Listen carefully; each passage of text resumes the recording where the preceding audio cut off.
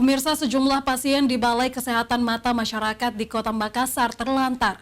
Pelayanan di Balai Kesehatan Mata itu terhenti akibat protes yang digelar pegawai yang menolak penggabungan dengan Rumah Sakit Tajuddin Khalid.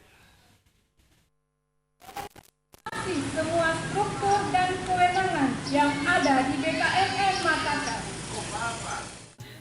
Pelayanan di Balai Kesehatan Mata Masyarakat yang terletak di Jalan Wijaya Kusuma Makassar terhenti pada Senin siang. Kondisi itu pun menjadikan sejumlah pasien terlantar. Para pasien yang datang di Balai Kesehatan Mata Masyarakat pun kecewa. Padahal mereka diminta datang ke balai oleh dokter yang merawatnya sesuai jadwal perawatan. Seperti ibu dari Jeneponto kasih ada juga artinya tidak susah tuh. Dekat dari sini Malingkir ke sini kan dekat. Kalau kesudian lagi mana macet. Oh, ini memang mau dipindahkan ya, siapa katanya? Rentah juga itu. Iya. Jadi mau rencana kemana ini Pak? Karena nggak ada pelayanan.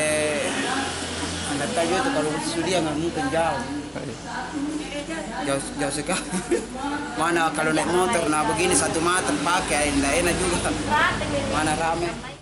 Terhentinya pelayanan di Balai Kesehatan Mata Masyarakat itu terjadi lantaran aksi mogok kerja yang dilakukan para pegawai.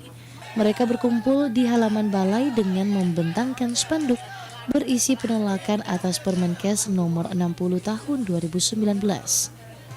Diaman Permenkes itu menggabung tata kelola Balai Kesehatan Mata Masyarakat dengan Rumah Sakit Tajuddin Khalid. Aksi mogok para pegawai Balai Kesehatan Mata belum diketahui kapan akan berakhir. Sigit Ihwantoro, Slebes TV.